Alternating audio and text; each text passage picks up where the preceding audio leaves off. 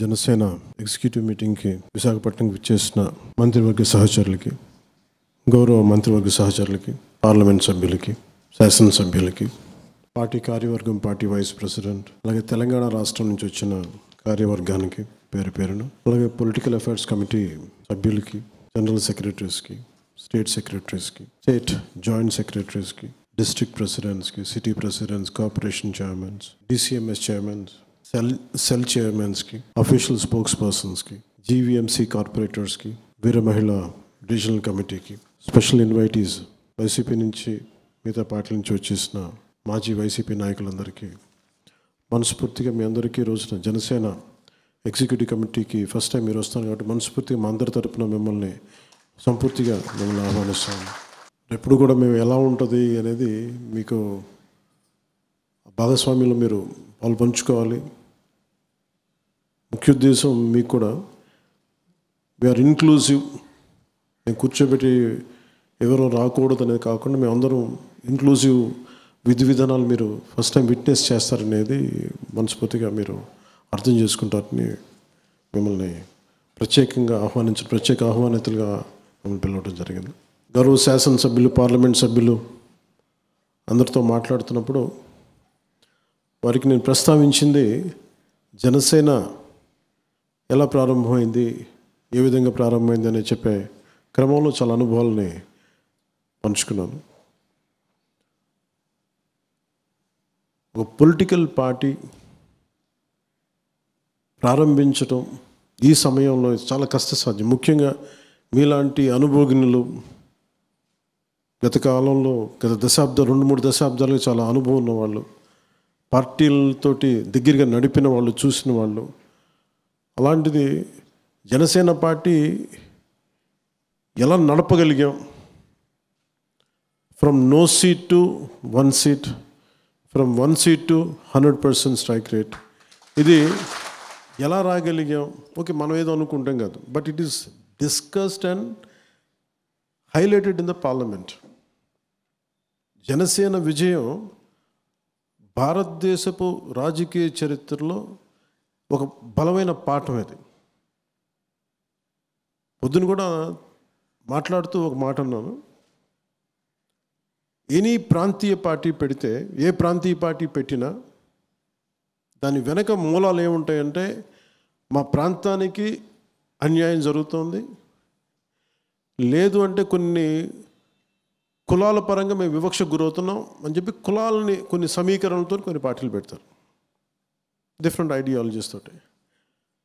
జనసేన ఒక్కటే భారతదేశంలో రీజనల్ పార్టీగా ప్రారంభమైన దాని వెనక నేషనల్ ఒక ఐడియలిస్టిక్ ఒక ఆలోచన విధానం ఉంది, దీని వెనక ఒక ఐడియాలజీ ఉంది బలంగా.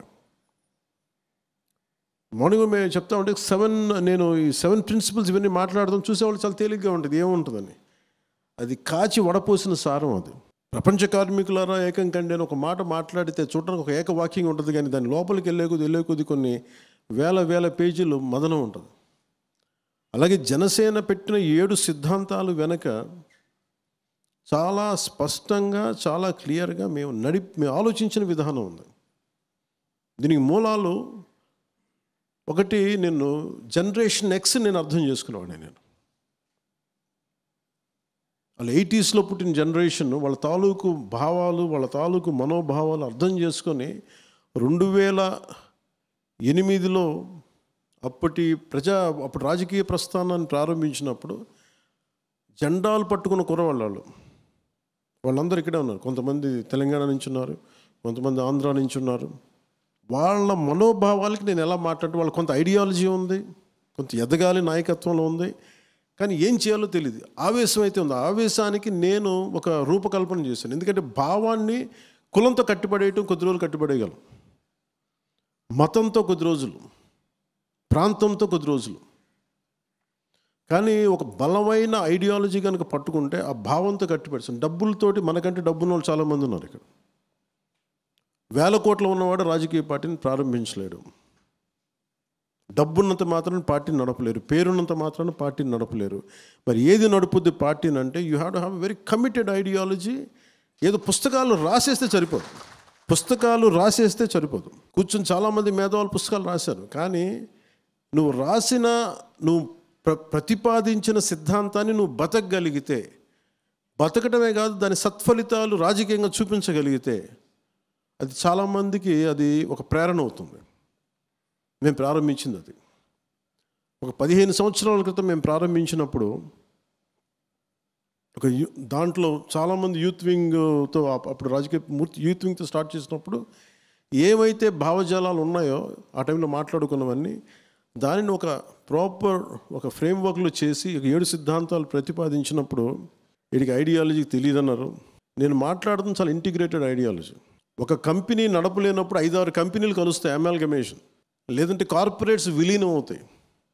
అంటే సర్వైవల్ కోసం విలీనం అవుతున్నప్పుడు ఈ సమాజం కోసం ఎన్ని రకాల ఐడియాలజీని కలిపితే ఎప్పుడు మారుతూ ఉంది ఐడియాలజీ.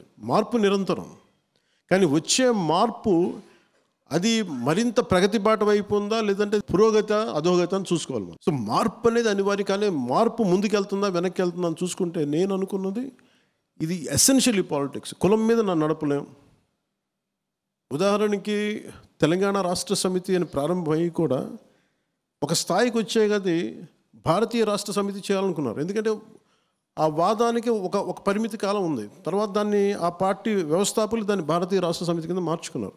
అంటే ఇది మార్పు అనేది అనివార్యం. Maybe it is for better.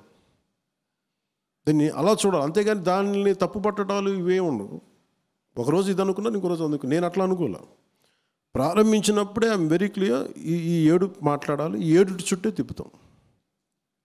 మీరు ఏమి తిప్పినా, మీరు మార్చుకోండి, ఇంకోటి అనుకున్నా, నేనైతే మారలేదు, ఇవే నిలబడతాయి. ఇన్ని సిద్ధాంతాలు పెట్టుకుని I want to be very pragmatist politician, అంటే రిజల్ట్ ఓరియంటెడ్ పొలిటీషియన్.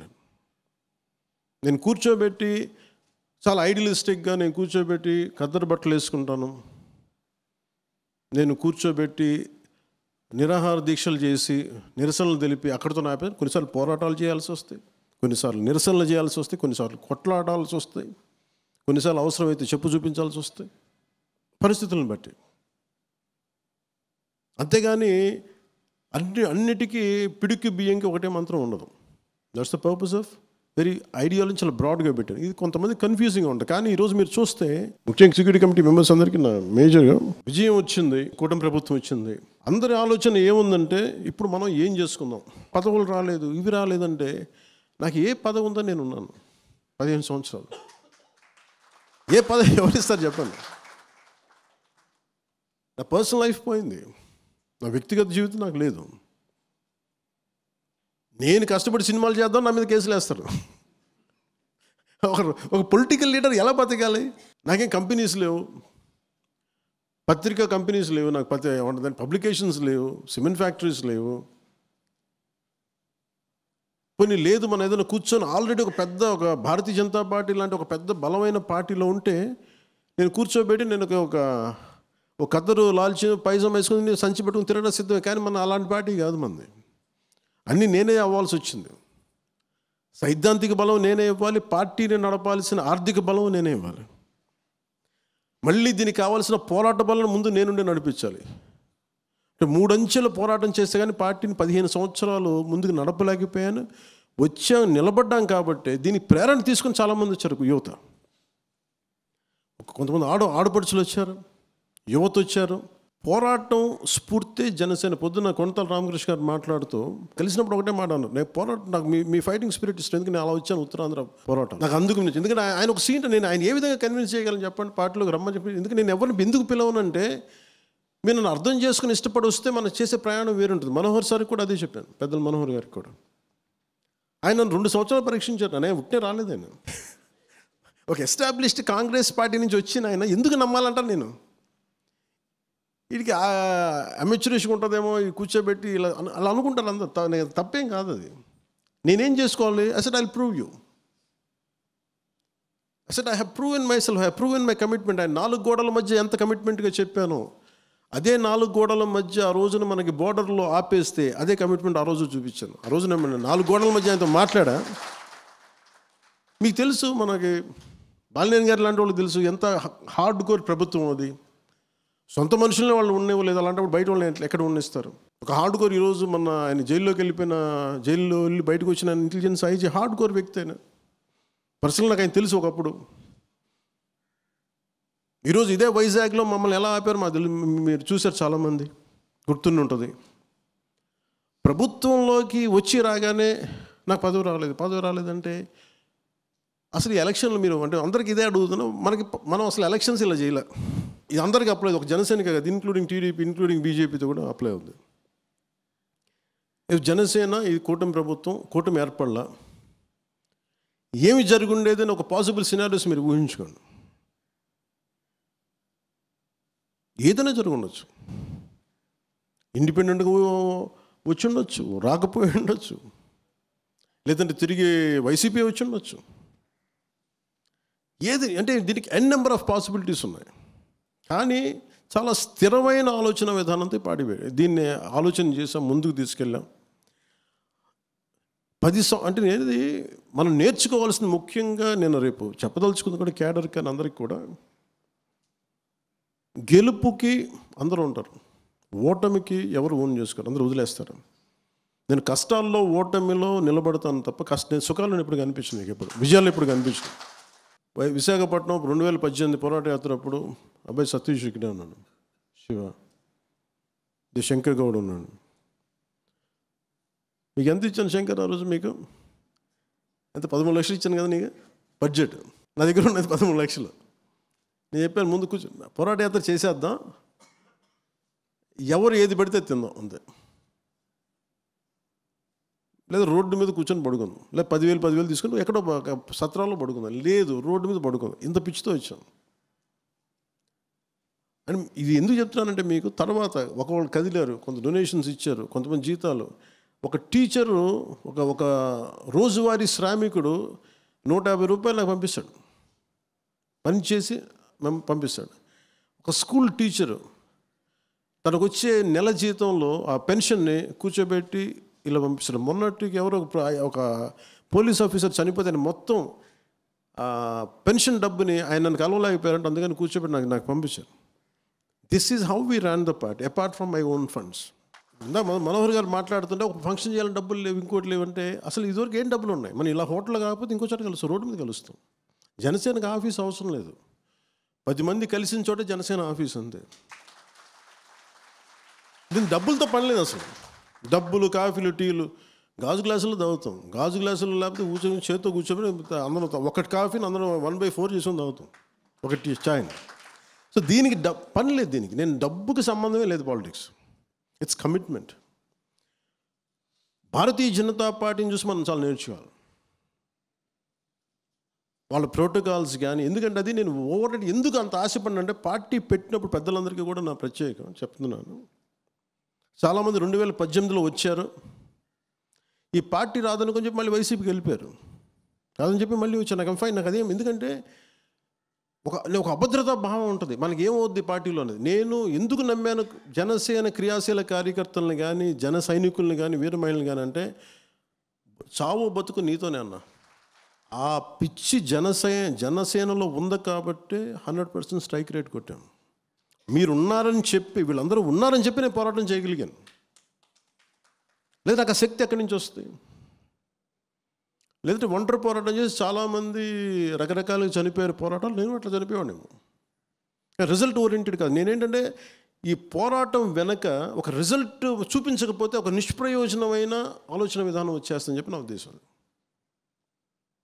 ఈరోజు ఇంతమంది చైర్మన్స్ ఉన్నారంటే మనకి ఇంకా సరిపోవట్లేదు, అవి సరిపోవట్లేదు అంటే ఇది ఒక అలయన్స్ గవర్నమెంట్. ఇది నాకు వ్యక్తిగతం కొంతమంది ఇబ్బంది కలిగిస్తూ ఉంటారు, దాన్ని బేస్ చేసుకొని నేను గొడవ పెట్టుకోకూడదు, అది అవివేకం.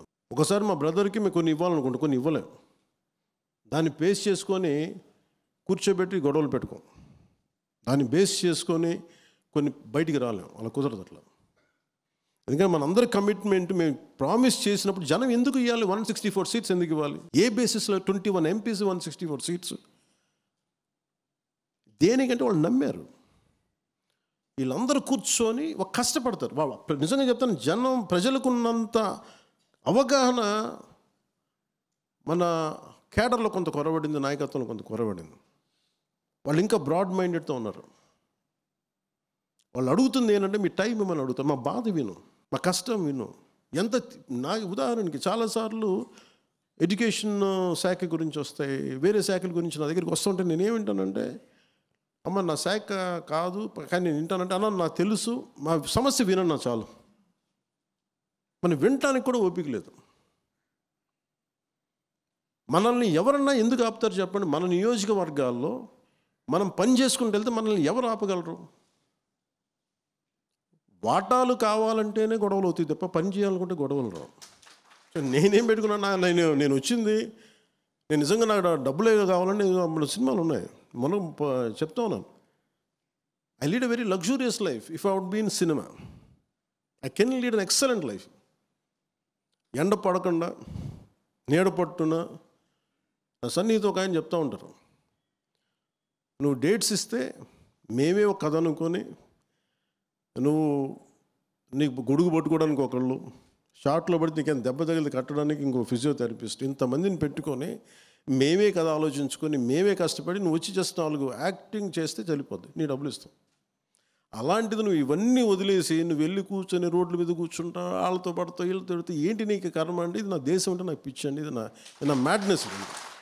నా బాధ ఎక్కడ ఉంటుందంటే, నన్ను భారతీయుడిగా పెంచారు అందరూ. భారతదేశంతో భారతీయత అని పెంచారు. భారతీయత అని పెంచి తమిళనాడులో ఉన్నప్పుడేమో నువ్వు గొల్టీ అని చెప్పి, నువ్వు తెలుగు రివర్స్ చెప్పి నువ్వు గొల్టీ అని చెప్పి అక్కడ తిట్టి, మరి మన దేశం మన తెలుగు రాష్ట్రం అంటే నువ్వు తెలంగాణకు, నేను ఆంధ్ర వాడిని అయిపోయి, ఆంధ్రాకి వస్తే నువ్వు ఏ కులం, ఈ కులానికి నీకు సంబంధం లేదు, అసలు ఏ పిఠాపురం వెళ్తే అసలు నువ్వు నేటివే కాదన్నాను నన్ను. ఇప్పుడు ఎలక్షన్ టైంలో అంటే ఎక్కడికి వెళ్తే ఎక్కడ పారిపోతాయి ఈ దేశంలో? సో నాకేనంటే ఇది షార్ట్స్ ఇప్పుడు నేను కూర్చోబెట్టి ఇది అంటే ఇది బేసిక్గా divisiveness is a disease in human nature. దాని ఏం తప్పు పట్ల, అది పార్ట్ ఆఫ్ నేచర్ అంతే, ఇంక మనం ఏం చేయలేం దానికి. But how do we address it?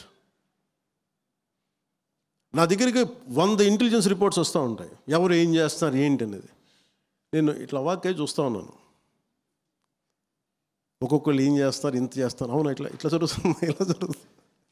మరి కార్యకర్తలు చెప్తూ ఉంటారు, జన సైనికులు చెప్తూ ఉంటారు, పంతాలు వచ్చేస్తున్నాయి, కోపాలు వచ్చేస్తున్నాయి. దీనికే మనం పార్టీ పెట్టింది. మీ కష్టాలు ఎప్పుడన్నా ఒకసారి చూడండి అందరూ. చాలామంది నాకు అర్థం కానీ ఏముంటాయి, నాకు కింద స్థాయి నుంచి పార్టీని నడిపిన రోజుకి కనీసం ఒక 2008 నుంచి ఇప్పుడు కొన్ని లక్షల మందిని కలిసి ఉంటారు ఫేస్ బై 1-on-1. ఒక సీజన్లో కనీసం 10,000 మంది వచ్చి మనోహర్ కానీ కూర్చొని రోడ్డు మీద. ఇప్పుడు గ్రీన్ ట్యాక్స్ వచ్చింది, గ్రీన్ ట్యాక్స్ తగ్గించడం ఎలా వచ్చిందండి? మేము రోడ్డు మీద వెళ్తుంటే కూర్చొని బండి ఆపితే చెప్పాను మాకు ఇది సమస్య, we made it a point. అట్లా ఎన్ని సమస్యలను అలా చేసుకున్న సమస్యలు మనం హైలైట్ చేసుకోలేకపోతున్నాము. ఇవన్నీ బ్రాడ్గా డిఫైన్ చేసుకుంటూ వెళ్తున్నాం ఇవన్నీ. కానీ ప్రాసెస్లో మనందరం అధికారం ఉన్నంత ఐక్యత, అధికారం ఉన్నంత పోరాట పటిమ అధికారంలోకి వచ్చా కొరవడ్డాయి. అందరూ మెత్తబడిపోయారు, నేను మెత్తబడలేదు. నాకున్నది ఏంటంటే I have got big responsibility. పార్టీని ఎలా నడపాలి, పోనీ చేద్దామంటే ఇది కూర్చొని 100 మంది మేధావులు కూర్చొని కలిపిన పార్టీ కాదు. నా ఆవేదనో నా కోపమో కింద పడో మీద పడో నలిగి తర్వాత చాలామంది మనోహర్ గారు లాంటి పెద్దలు, మీలాంటి పెద్దలు అందరూ వస్తే ఇప్పుడు ఫామ్ అవుతుంది పార్టీ.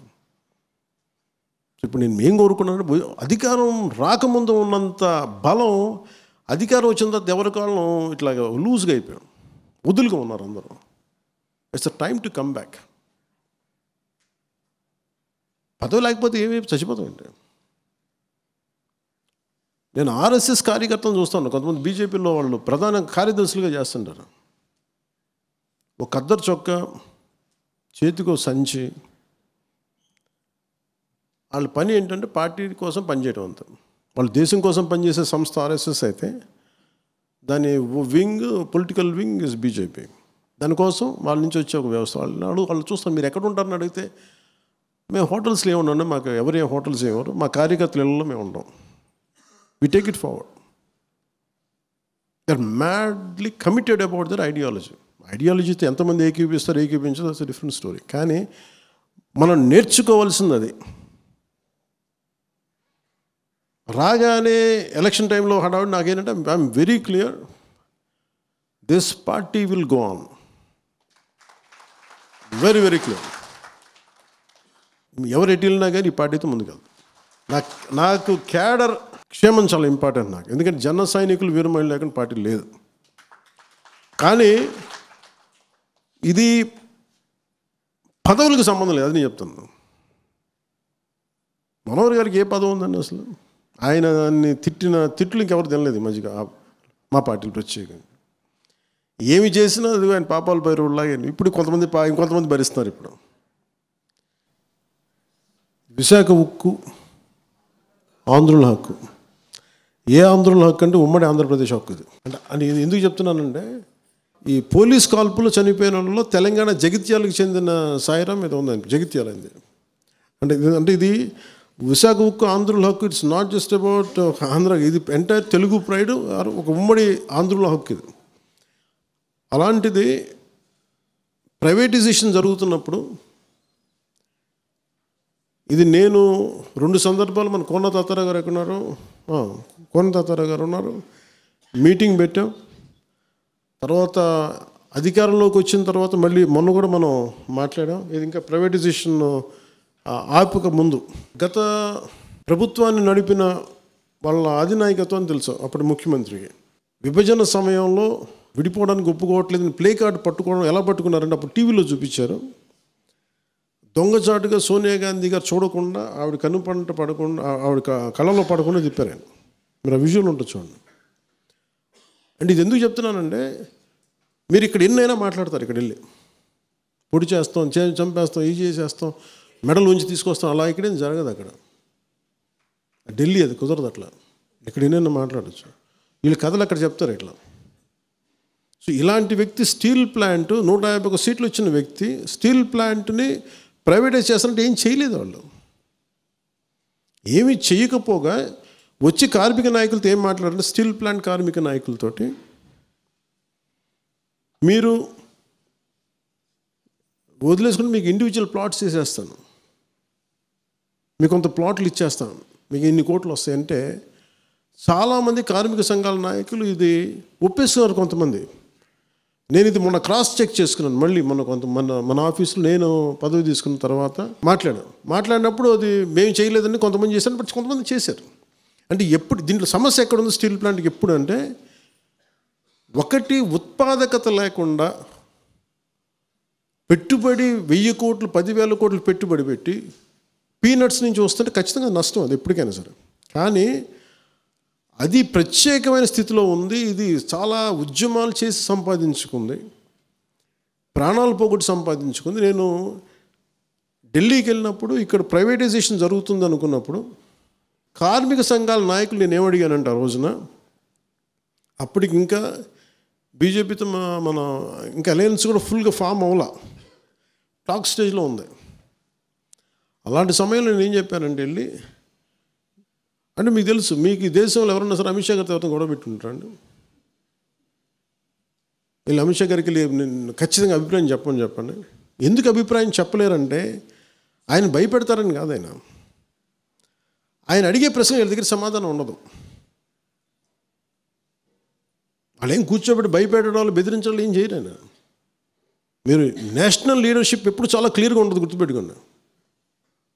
మనం అనుకుంటాం ఇక్కడ కూర్చోబెట్టి చేసి వాళ్ళు ఏమి చేయరు. నీ కూర్చోబెట్టి వాళ్ళు అడిగే లాజికల్ క్వశ్చన్స్కి మన దగ్గర సమాధానం లేకపోతే సమాధానం వీగిపోయి వదిలేస్తాం.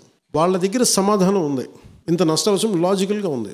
మీరు చెప్పండి, మీరు ఇంట్లో వ్యాపారం చేసుకున్నప్పుడు నష్టం వస్తుంటే దాన్ని ఎంతకాలం భరిస్తాం? బ్లీడ్ అవుతూ ఉంది. మేము వెళ్ళి ఏం చెప్పామంటే, నేను మనోహర్ గారు వెళ్ళి ఢిల్లీ మన సౌత్ బ్లాక్కి వెళ్ళాం, పార్లమెంట్లోకి వెళ్ళాం. చాలా బిజీ షెడ్యూల్ టైం ఇచ్చారు.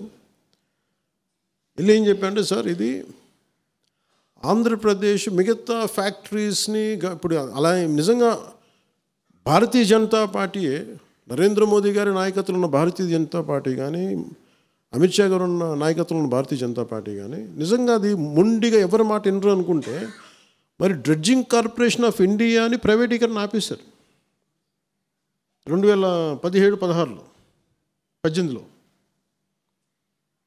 వాళ్ళు చెప్పారు నాకు, నువ్వు తీసుకొచ్చిన పాయింట్ నువ్వు ప్రజెంట్ చేసింది మాకు నచ్చింది. నేనేం చెప్పానంటే, దానికి ప్రాఫిట్లో ఉన్నది మీరు దయచేసి చేయకండి సార్ అంటే వెంటనే విన్నారు, దాని ప్రైవేటైజేషన్ ఆపారు. సో వాళ్ళకి సరిగ్గా చెప్పాలి వాళ్ళకి. అదే మేము వెళ్ళి మళ్ళీ స్టీల్ ప్లాంట్ చెప్పాను. స్టీల్ ప్లాంట్ అనేది చాలా భావోద్వేగంతో కూడింది సార్. అలాగని మీరు గుడ్డిగా మిమ్మల్ని చేసేయమని చెప్పట్లా, కానీ దీని వెనకున్న మొత్తం మీరు ఒకసారి స్టడీ చేసి ఏ మాత్రం కుదిరితే దానికి ఒక మైన్స్ కేటాయించండి. కుదిరితే దానికి మీరు ఒక పైప్ లైన్ వేయండి. ఎక్కడైతే మైనింగ్ సోర్స్ ఎక్కడ ఉందో మన ఒరిస్సా నుంచి ఇక్కడి నుంచి ఒక పాసిబుల్ ఒక మైనింగ్ పైప్ వేయండి, ఐరన్ ఓర్ పైప్ వేయండి. ఒక సొంత గనులు లేవు, క్యాప్టివ్ మైన్స్ కనుక మీరు ఇవ్వగలిగితే ఇలా ఉంటుందని చెప్పి మొత్తం ప్రజెంట్ చేసి పట్టుకొచ్చాం. ఆయన విన్నారు, చాలా కీన్గా విన్నారు. ఎస్ చెప్పలేదు, నో చెప్పలేదు. కానీ మేము దీన్ని ఆయన చెప్పింది ఏంటంటే we look in to it అంతే. ఆ స్థాయి వ్యక్తులు కూర్చోబెట్టి ఏముంటుందని గంటలు ఏం మాట్లాడరు, పేజీలు ఏముండదు. We look in to it అంటే చాలా భావగర్భితమైన వాక్యం అది. దాన్ని తగ్గట్టుగా చేశారు. మీరు చూస్తే అప్పుడే మీకు ప్రైవేటీకరణ అయిపోయింది. అప్పుడు చూడండి, ముందుకు వెళ్ళా. అది అయిపోయిన తర్వాత మళ్ళీ ప్రైవేటీకరణ జరుగుద్ది అనుకుంటే నేను మళ్ళీ అందరిని కూర్చోబెట్టి మన కొన్నతాతర గారి ఆధ్వర్యంలో అందరూ వస్తే ఇదే చెప్పాను, నేను కేసు ప్రజెంట్ చేస్తాను. మేము మళ్ళీ ప్రజెంట్ చేస్తే దానికి 10,000 crores ఎంతో ఇప్పుడు పంపించారు, 14,000 crores. అది స్వయంగా మోడీ గారు వచ్చి ఇక్కడ చెప్పెళ్ళారు. ఇది వెనక్కి వెళ్ళడం అంటే ఏం లేదు. కాకపోతే ఏంటంటే మీరు కార్మిక సంఘాల్లో కూడా ఎంత త్రికరణ శుద్ధిగా ఉన్నారు, మీరు ఎంత చిత్తశుద్ధిగా ఉన్నారు. ఈరోజు మాట్లాడే వాళ్ళు ఎంతమంది మాట్లాడుతున్నారు ఇంకా విజువల్ చూడలేదు, కానీ అసలు గత ప్రభుత్వం చేసిన వాళ్ళు మీరు గొంతు తెరవలేదు ఆ రోజున. ఆ రోజు సోనియా గాంధీ గారికి మీ రాష్ట్ర విభజన జరుగుతుంటే మీరు ప్లే కార్డు చూపించడానికి భయపడ్డ వాళ్ళకి మీకు ఢిల్లీలో మీకు ఏం ధైర్యం ఉంది? ఇన్ని కేసులు పెట్టుకొని మీరు ఎక్కడ ధైర్యంగా మాట్లాడగలరు? మీరు కేసులను ఎక్కడ ప్రజెంట్ చేయగలరు? మీరు నాకు ఆ భయాలు లేవు. నాకు ఉంటే పదవి ఉంటే పోద్ది, లేదంటే వదిలేస్తాను. నాకు లీజ్ బాధ, నాకు కాదు, నా బాధ్యత, నాకు పదవిని బాగా చేస్తాను అంతే. అంతేగాని పదవి పట్టుకొని వేలాడను నేను. పదవి లేకపోతే నాకేమైనా ఏదైనా కూర్చోబెట్టి నాకేమైనా కేసులో ఇంకోటో నామ్ ట్విస్ట్ చేయడం నా దగ్గర ఏం లేవు, పెట్టుకొని అలాంటివి నేను బేసిక్గా.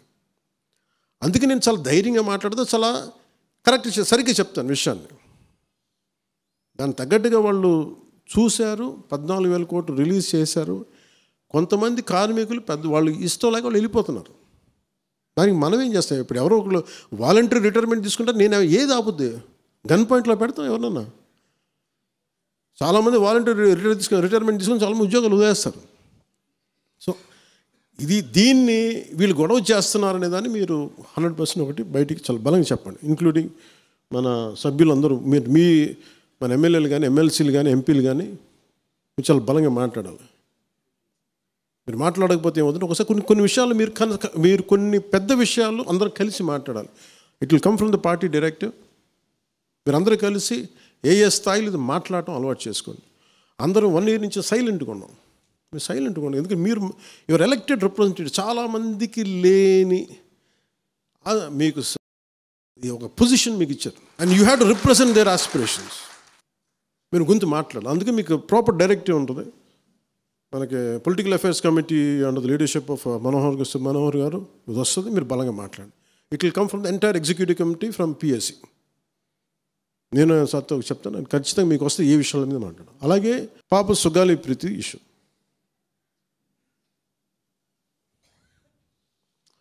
పండ్లున్న చెట్టుగా రాళ్ళు పడతాయంటారు. ఎవరైతే చేయూతనిస్తారో, ఎవరైతే ఆధారం ఇస్తారో వాళ్ళని తిడితే ఎట్లాగా? అసలు ఈరోజు సుగాలి ప్రీతి అనే కేసు ఎలా ఎక్కడి నుంచి బయటకు వచ్చింది మీరు చెప్పండి? ఇలాంటి అన్యాయం జరిగిందని ఎవరికి తెలుసు?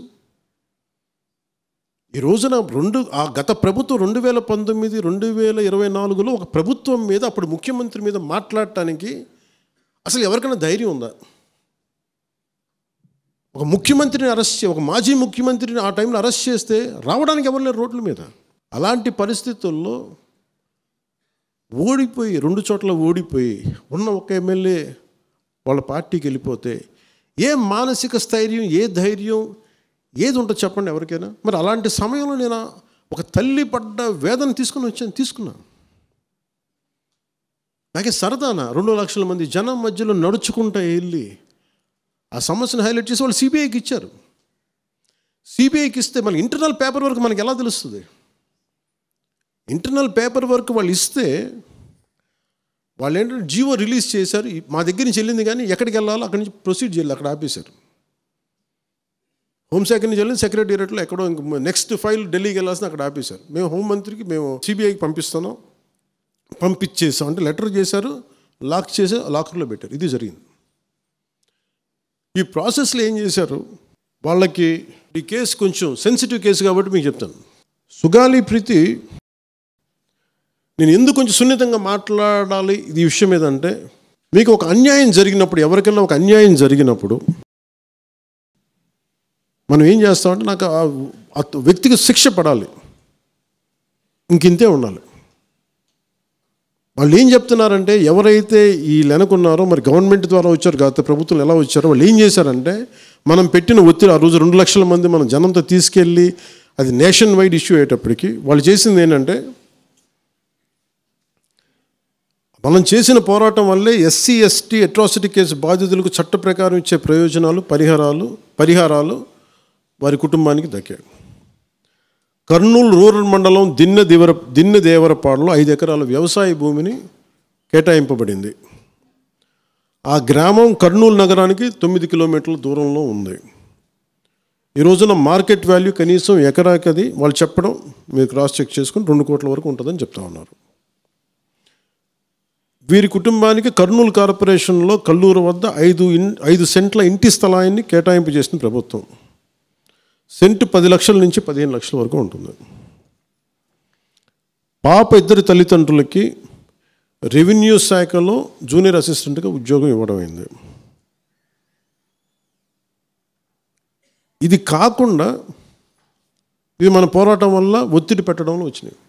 ఇవి కాకుండా నేను ఫస్ట్ టైం ఛార్జ్ తీసుకోగానే మొదట చెప్పిన మాట, పాపకి న్యాయం జరగాలి, ఏమేమి జరిగిందని సిఐడి చీఫ్ని నేనే తెలియజేశాను. డీజీపీ గారికి పంపించాను, అప్పుడు డీజీపీ గారికి తిరుమలరావు గారు, అలాగే సిఐడి అధికారులకు చెప్పాను, ఉన్నతాధికారికి, హోమ్ మినిస్టర్ గారికి చెప్పాం.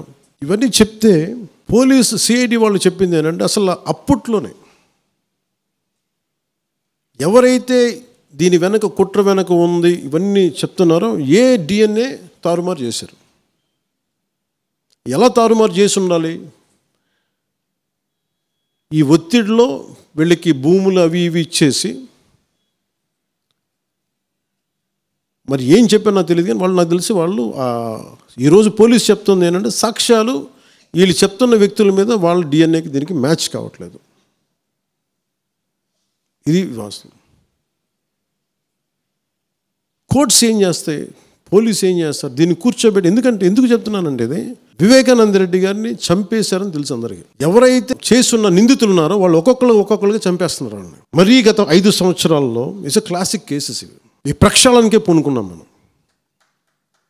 ఇది ముఖ్యంగా మన ఎమ్మెల్యేలకు కానీ, మీరు ఎంపీస్, యాజ్ అన్ ఎంపీస్ మీకు కూడా, మీరు ఈ కేసెస్ మీద మీరు రేపొద్దున అసెంబ్లీలో గళం ఎత్తాలి, మీరు తప్పదు. ముఖ్యంగా లా అండ్ ఆర్డర్, వీళ్ళు అందరూ తప్పించుకుంటూ వెళ్ళిపోతే ఇట్లా ఒక సోషల్ అన్రెస్ట్ వస్తుంది దీనివల్ల. అంటే వ్యక్తికి ఒక నేరస్తుడు చేసిన, ఒక కులానికి చెందుతాడు ఏదో ఒక నేరస్తుడు, మనం ఏం చేయలేము దానికి. ఇందాక అరుణ చెప్పినట్టుగా ప్రతి ఒక్కరు ఏదో కులానికి చెందాలి, వేరే దారి లేదు మనకి. మనం వేరేలా పొట్ల ఏదో కులానికి చెందాలి. కానీ తప్పు చేస్తే కూర్చోబెట్టి పలానా టక్కుమైన ఒక మాట అనేస్తారు, పలానా ఎక్స్ చేసాడు అన్నావు, పలానా కాస్ట్కి చెందిన వాడు చేసాడు అంటారు. అసలు ఇంత కాస్ట్ ఎక్కడి నుంచి వచ్చిందో తెలియదు క్రైమ్కి. సో అందుకని మేము బీయింగ్ లీడర్ని చాలా సెన్సిటివ్గా మాట్లాడాలి. మరీ నేను మిగతా వాళ్ళు గబుక్కుని మాట్లాడేసి, గత ప్రభుత్వ నాయకులు మాట్లాడేసి వెళ్ళిపోవచ్చు, ఈజీ అది. కానీ నేను అలా మాట్లాడకూడదు. దట్టు నేను ఇప్పుడు డిప్యూటీ సీఎం పదవిలో ఉన్నాను కాబట్టి నేను చాలా ఒళ్ళు దగ్గర పెట్టుకుని మాట్లాడాలి. అందుకని ఇవన్నీ మీరు ఒక్కసారి దీంట్లో కూడా ఆ పాపకి న్యాయం జరగాలి, దోషులుంటే శిక్షింపబడాలి. ఇలా ఒత్తిడి పెట్టాల్సిన వారికి కూడా నా విన్నపం ఏంటంటే, మీరు అసలు ఈ కేసు ఎవరి వల్ల బయటకు వచ్చింది మీరు చెప్పండి. సో మా త్రికరణ శుద్ధిని, మా చిత్తశుద్ధిని మీరు తక్కువ ఎంచిన. ఇక్కడ కేసులు వాళ్ళు కూర్చోబెట్టి నేను వెళ్ళి సాక్ష్యాధారాలు నేనేం క్రియేట్ చేయలేను. అక్కడ గత ప్రభుత్వం చేసిన తప్పులు కొనేసారు వీళ్ళు చాలామందిని. మరి ఏం కొన్నారు, ఎలా కొన్నారు, దీని మీద కేసు పెట్టాలి. ఇది ఇది నా ఒక్కటి కేసు కాదు, ఇది ఎంటైర్ సొసైటీకి ఇది సిచ్యువేషన్. మీరందరూ కూర్చొని ఒకసారి మన ఎమ్మెల్యేస్ అందరూ కూడా, మన నాయకులందరూ కూర్చోబెట్టి you try to take it to home minister గారు, including law and order CM గారి చేతిలో ఉంటుంది కాబట్టి నేను ఇంతకుమించి దీని మీద మాట్లాడకూడదు. అందుకని నేను శిక్ష పడాలని కోరుకుంటాను. ఇంతకుమించి కాకపోతే ఏమైపోతుంది, నా మీద నన్ను లాగడం చాలా తేలిక అందరికీ. ఎందుకంటే నేను మెత్తని మనిషిని కదా, నా మీద రాళ్ళు వేసేయండి ఈజీ, నా చొక్కా పట్టుకోవడం ఈజీ. అదే గత ప్రభుత్వం ముఖ్యమంత్రిని పట్టుకోమని చెప్పండి, ధైర్యం కూడా చేయరు, ఇప్పటికీ ధైర్యం చేయరు. ఎందుకంటే వాళ్ళ మనుషులు ఇళ్లలోకి వచ్చి కొడతారు, క్రిమినల్స్ వచ్చి ఇళ్లలోకి వచ్చి కొడతారు, చంపేస్తారని భయం. మనం ప్రజాస్వామ్యం కదా, మనం భరించాలి. అందుకని దయచేసి దీన్ని మీరు ఒకసారి కూర్చోబెట్టి ఒకసారి మన గౌరవ శాసనసభ్యులు, మంత్రివర్గ సహచరులు, లెజిస్లేటివ్ కౌన్సిల్ మెంబర్స్, పార్టీ నాయకులు అందరూ దీని మీద ఒకసారి స్పోక్స్ పర్సన్స్, వీర మహిళా నాయకులు, మీరందరూ ఒక్కసారి కూర్చోబెట్టి ప్రతి ఒక్కరు కూడా దీని మీద, ఇది ఎందుకంటే ఇది ఒక కేసుగా చూడకండి, ఇది గర్ల్ చైల్డ్ తాలూకు ప్రొటెక్షన్ చాలా ఎసెన్షియల్. అందుకని దీన్ని సోషల్ మీడియా యాక్ట్ కానీ ఇవన్నీ మాట్లాడాలని పొద్దున్న నిర్ణయించుకున్నాం. ఇది ఒకసారి మీ దృష్టికి తీసుకొస్తా ఉన్నాం. जनगण मन अधिनायक जय हे भारत भाग्य विधाता, पंजाब सिंध गुजरात मराठा द्राविड उत्कल बंगा, विंध्य हिमाचल यमुना गंगा उच्चल जलधि तरंगा, तव शुभ नामे जागे, तव शुभ आशीष मागे, गाहे तव जय गाथा, जनगण मंगलदायक जय हे भारत भाग्य विधाता, जय हे जय हे जय हे जय जय जय जय हे